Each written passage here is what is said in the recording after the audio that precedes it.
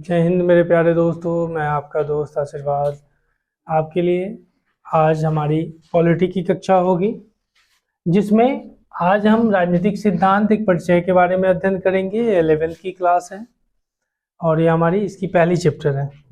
उससे पहले यह कक्षा आपको N41 एकेडमी की तरफ से लाई जा रही है, जो बिल्कुल निःशुल्क होगी। इसको ज़्यादा से ज़्यादा अपने दोस्तों के बीच में शेयर करें, लाइक करें, सब्सक्राइब करें, ताकि वो भी लाभान्वित हो सके। ठीक है, चलते हैं पाठ की तरफ। क्या कहता है इसमें हम देखेंगे पॉलिटिकल थ्योरी एंड इंट्रोडक्शन के रूप में, जिसमें कहता है कि दो मामलों में अद्वितीय है, उसके पास विवेक है और अपनी गतिविधियों में उसे व्यक्त करने की योग्यता होती है। बात होती है ह्यूमन की। ह्यूमन की मतलब जो आप ह्यूमन है ना जी, उसी की बात होती है। आपके पास विवेक है और आपके पास सोचने समझने की शक्ति है। ठीक है, तो कहता है आप उसको व्यक्त करने की योग्यता भी होती है आपके पास। Human beings are the unique in to respected they process reasons and the ability to reflect and on their action. मतलब आप कुछ सोच करके कुछ कर सकते हो। आप में और मवेशी में बस एक फर्क होती है कि वह सोच नहीं सकती है, आप सोच सकते हैं। सोच के अपनी बातों को रिप्रेजेंटेशन करने की आपकी एबिलिटी होती है, मवेशियों में ऐसी नहीं होती। लेकिन एरिस्टोटल साहब थे, उन्होंने कहा a man is a social animal. Aristotle साहब थे, अरस्तु एक दार्शनिक थे। उन्होंने कहा कि a man is a social animal, मनुष्य एक सामाजिक प्राणी है। लेकिन उन्होंने कहा कि आपको जानवरों से तुलना की है। क्यों? जानवर खाते हैं, आप भी खाते हो। जानवर सोते हैं, आप भी सोते हो। जानवर को आप नहलाते हो, आप भी नहलाते हो, आप भी नहाते हो। लेकिन एक चीज यही जो विवेक है, और इसको आप जो स्प्रेड करते हैं, फैलाने का काम करते हैं। अभिव्यक्ति की स्वतंत्रता जो होता है, जो संविधान भी आपको दे रखा है, तो अपनी बातों को किसी के सामने कह सकते हो। लेकिन एक मवेशी अपनी बातों को किसी के सामने कहेगी, फिर भी लोग उसको कभी कभी नहीं सुनते हैं। तो यही फर्क आप में और एक मवेशी, एक जानवर में होती है। ठीक है, आगे कहा it analysis certain basis questions such as how should society be organised. जो सोसाइटी है वह कैसे ऑर्गेनाइज्ड की गई। तो स्वाभाविक है, अगर हम सोचेंगे कि जो पृथ्वी बनी, ये पृथ्वी के साथ ही सब कुछ बिल्डअप नहीं हुआ होगा। लाखों समय लगे हैं इस पृथ्वी को आप देखते हैं इस पृथ्वी पे जीवन संभव हो पाया है। उसके बाद पहले यह जब पृथ्वी बनी थी, जियोग्राफी में पढ़ना है, यह एक आग का गोला था।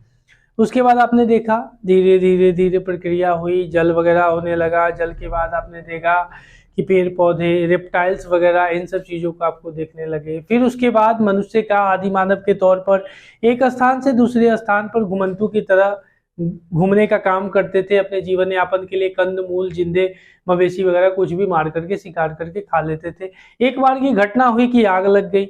आग लगी, कुछ जीव जंतु जो जंगलों में थे वो पक गए। पकने के बाद पकने के बाद क्या करा कि अब देखा कि कैसा लगता है।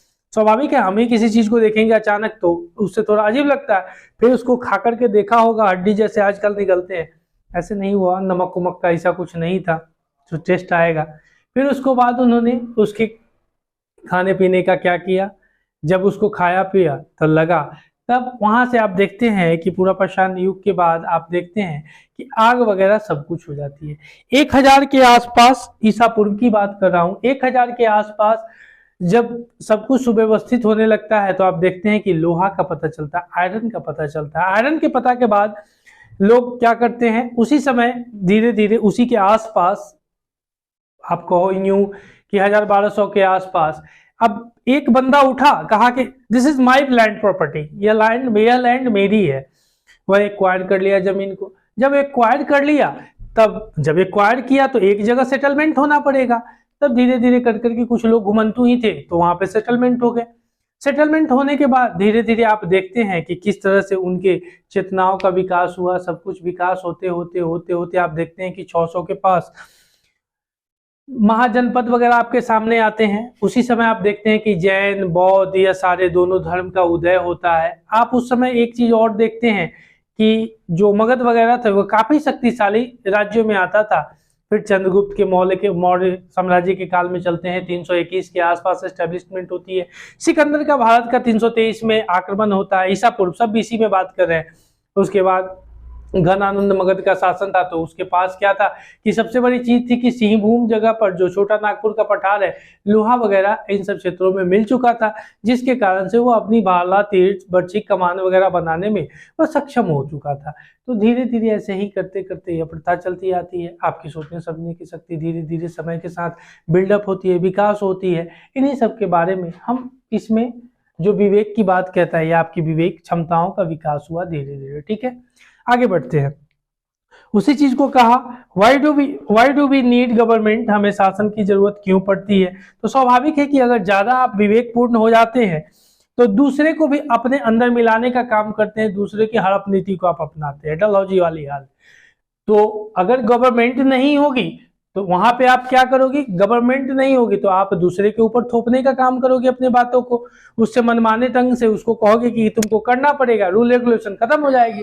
फिर उसी तरह से कहता है कि उसके बाद why is the best form of government, government का बेस्ट फॉर्म क्या है। तो democracy is the best form of government, जहां लोकतंत्र है वो गवर्नमेंट का सबसे बढ़िया साधन है। उसी के बाद कहता है does law limits our freedom, और कुछ कानून है जो हमारी स्वतंत्रताओं पे लिमिट लगाने का काम करती है। क्यों, अगर लिमिट नहीं होगा, अनलिमिटेड हो जाएगा तो हम किसी को मार काट देंगे। अनलिमिटेड का मतलब क्या, फ्रीडम का मतलब क्या, फ्रीडम वाले चैप्टर में पढ़ाया था कि फ्रीडम, जो फ्रीडम है आपके लिए मूलभूत अधिकार होता है। यह अधिकार वैसा है जो आपको अपनी स्वतंत्रता को, जो बंधन है उससे मुक्त करवाने में काम करता है। ठीक है, जैसे स्वतंत्रता का मतलब बताया था कि वैसी स्वतंत्रता या वैसी फ्रीडम जिससे किसी दूसरे को क्षति ना पहुंचे, तब तक वह आपकी स्वतंत्रता है। वह स्वतंत्रता जब दूसरे को उससे हानि पहुंचने लगती है तब लॉ उस पर लिमिट लगाने का काम करता है। ठीक है, यही बात है। फिर कहा what does the state on it's citizens, जो स्टेट्स होती हैं वे आपको नागरिकता भी प्रदान करते हैं कि आप इस राज्य के या इस देश के, इस राष्ट्र के नागरिक हैं। तो स्टेट्स उस पे लिमिट लगाने का काम करी। फिर हमने देखा कि सिटीजन्स आपको प्रोवाइड करवाई गई, इसीलिए आर्टिकल आप देखते हैं नागरिकता का 5 से लेकर के 11 तक सिटीजन की बात होती है कि आप भारत के नागरिक हैं। तो आर्टिकल 5 से लेकर के 11 तक आपको कहता है कि आप भारत के नागरिक किन किन आधारों पर होंगे, जन्म के अधिकार पर, माता पिता के जन्म के अधिकार पर, दादा दादी के जन्म के अधिकार पर, या सगे संबंधी के जन्म के आधार पर, या आपको क्लासिफाई करते हैं। ठीक है, आगे देखिए what do we owe each other as citizens. ठीक है, नागरिक के रूप में एक दूसरे के प्रति हमारी क्या देनदारी होती है, इसके बारे में भी बात करते हैं। ठीक है, यहाँ तक क्लियर है, आगे बढ़ते हैं, ध्यान दीजिएगा। फिर Political theory examines questions of his kind and systematically thinks about the values that inform political life. Values such as the freedoms, equality and justice. Value जो फ्रीडम होती है, स्वतंत्रता होती है, और जो जस्टिस, न्याय होती है, उसी को कहते हैं। ठीक है, आगे देखिएगा, कहता है this is in this chapters we will examine what is meant by politics and political theory and why we should study it. हम जो पॉलिटिक्स होता है और पॉलिटिकल थ्योरी के बीच में इस अध्याय में हम अध्ययन करेंगे। जो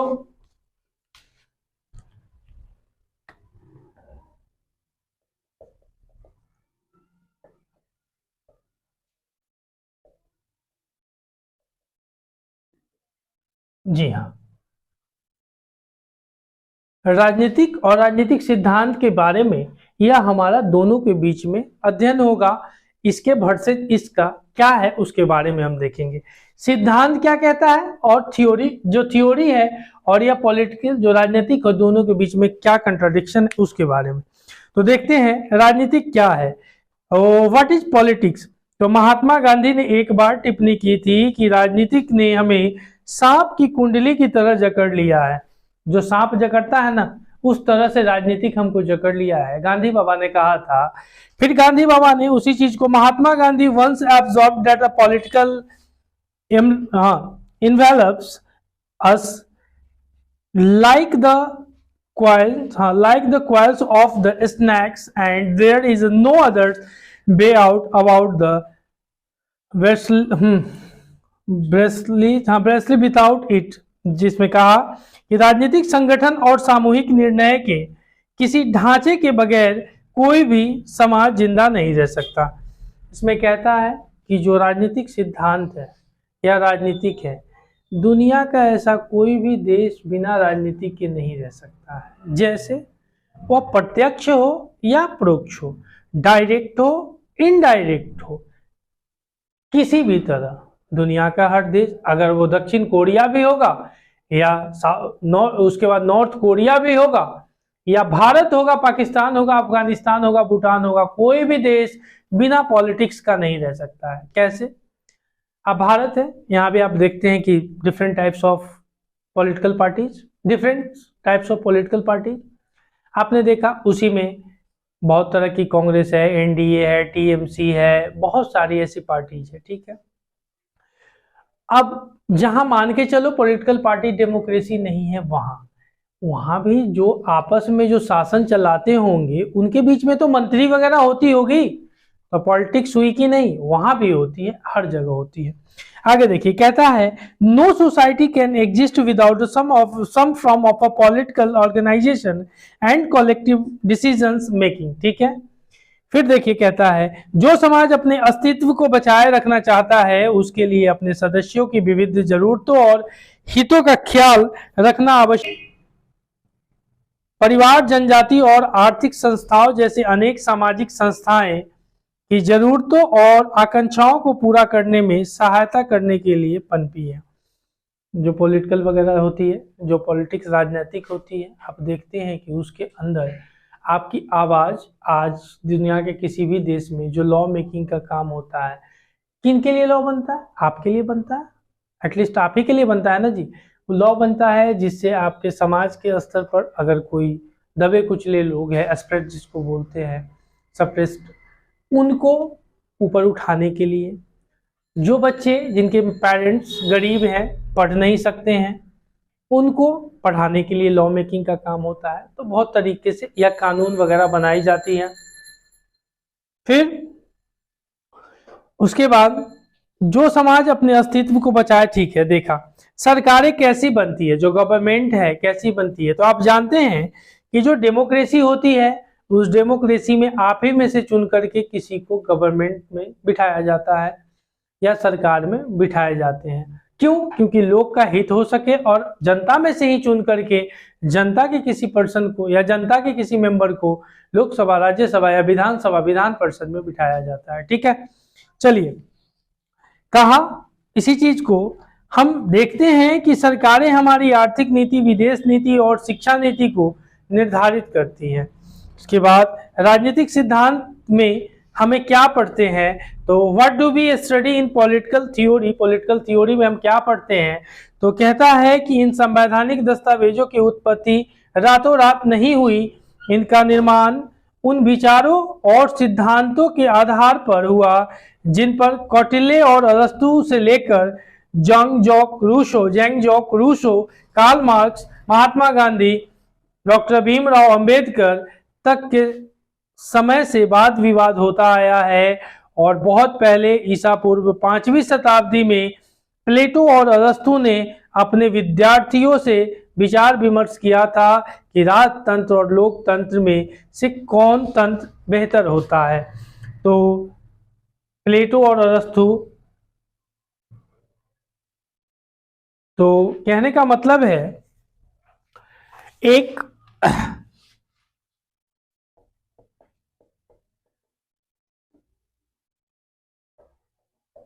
दो तंत्र होते हैं, दोनों तंत्र है, ध्यान दीजिएगा, दोनों तंत्र हैं, राजतंत्र और लोकतंत्र। राजतंत्र में राजा का बेटा राजा बनता है, लोकतंत्र में लोगों का बेटा राजा बनता है। कितना कोइंसिडेंस, देखिएगा, राजतंत्र में राजा का बेटा राजा बनता है, लोकतंत्र में राजा का बेटा राजा बनता है। यह मोनार्की सिस्टम जो होती है, इसमें एक परिवार की सत्ता बराबर चलते रहती है और इसमें दुनिया के सारे परिवार की सत्ता चल सकती है।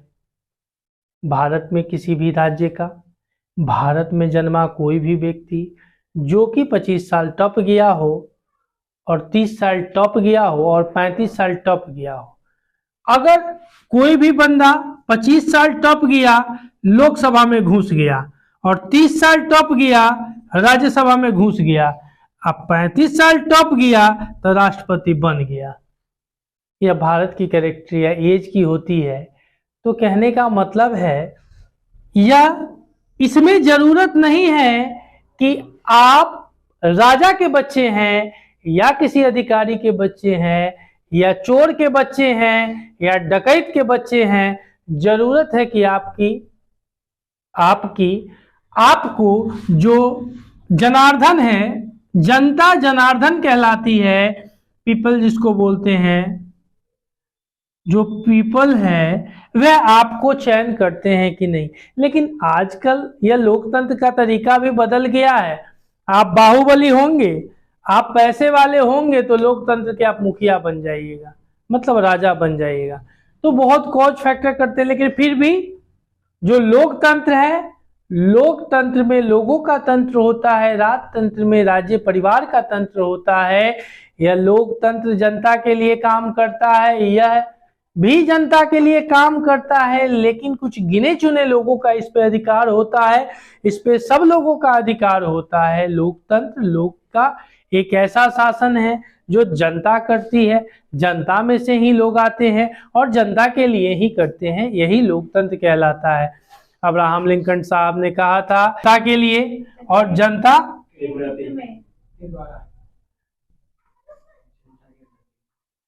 Bye the people, for the people, to the people. कहने का मतलब है, यह लोकतंत्र जनता के द्वारा, जनता में से चुने हुए प्रतिनिधित्व और जनता के लिए जो चलाते हैं उसी को लोकतंत्र कहते हैं। ठीक है, आगे देखिएगा।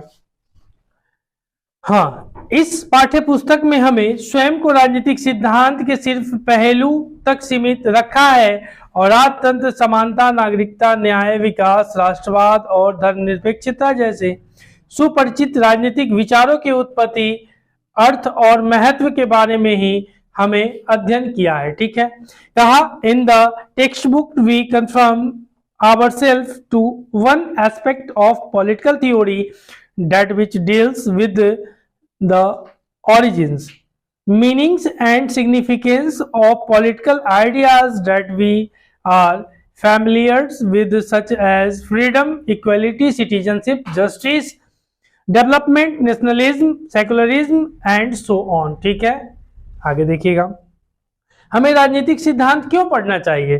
तो why should we study political theory, तो कहता है क्वेश्चन, हाँ, किसके लिए। पहली बात तो यह है कि राजनीतिक सिद्धांत ऐसे सभी समूहों के लिए प्रासंगिक है। छात्र के रूप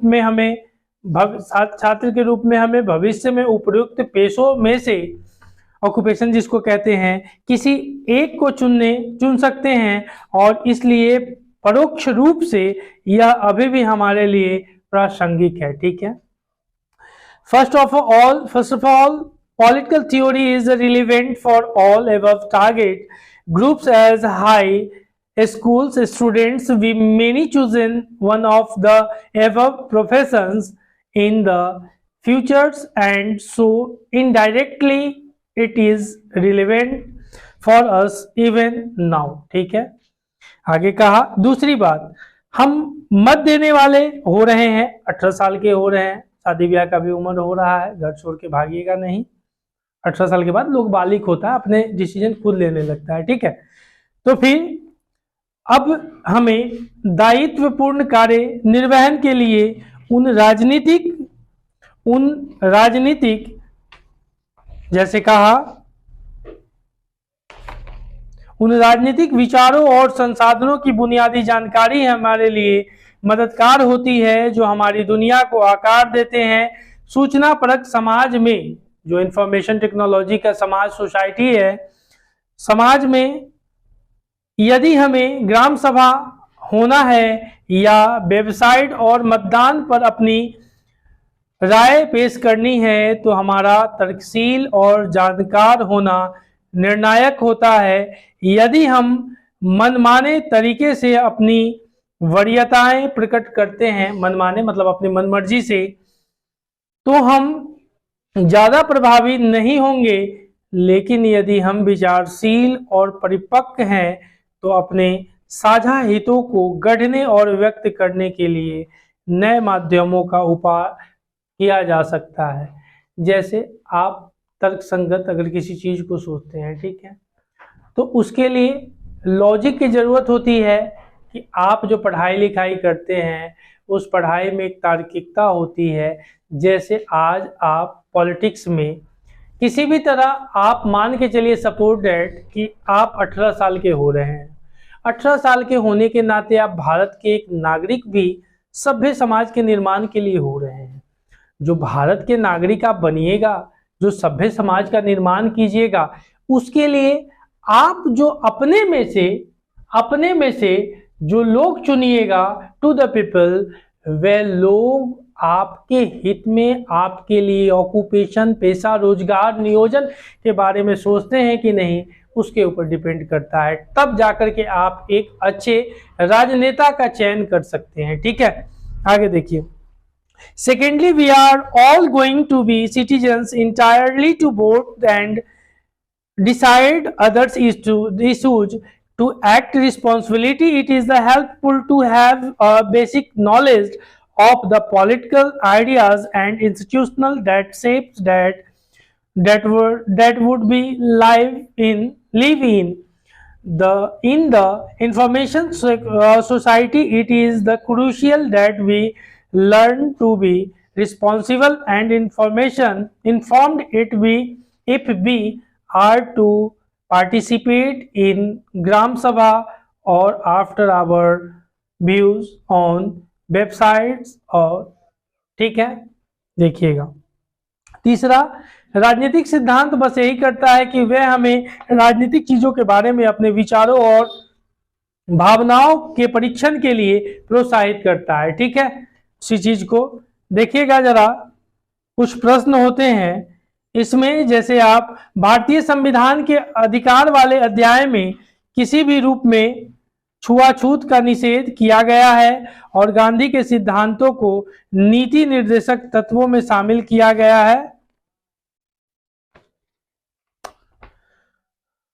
गोपनीयता बनाए रखने के लिए किसी न किसी प्रकार का नियम आवश्यक है। परिणाम स्वरूप प्रश्न उठाए जाते हैं कि इंटरनेट इस्तेमाल करने वाले लोगों को कितनी स्वतंत्रता दी जानी चाहिए। For instance, should they be allowed to send unsolicited emails to strangers. कहने का मतलब यह सारी बातें वही होती है कि आप एक परिपक्व नागरिक होने के नाते आपकी जो एक आयु बढ़ती जा रही है, आप 18 के होंगे, बालिग होंगे, कि इसलिए कि राजनीति के बारे में जानना हमारी परिपक्वता उसमें आगे प्रगाढ़ होगी, जिसके बारे में हमने सीखा। तो अब हमारी यह कक्षा समाप्त होती है। हम अगली कक्षा में पुनः जल्द मिलेंगे। तब तक के लिए धन्यवाद। जय भारत, जय हिंद।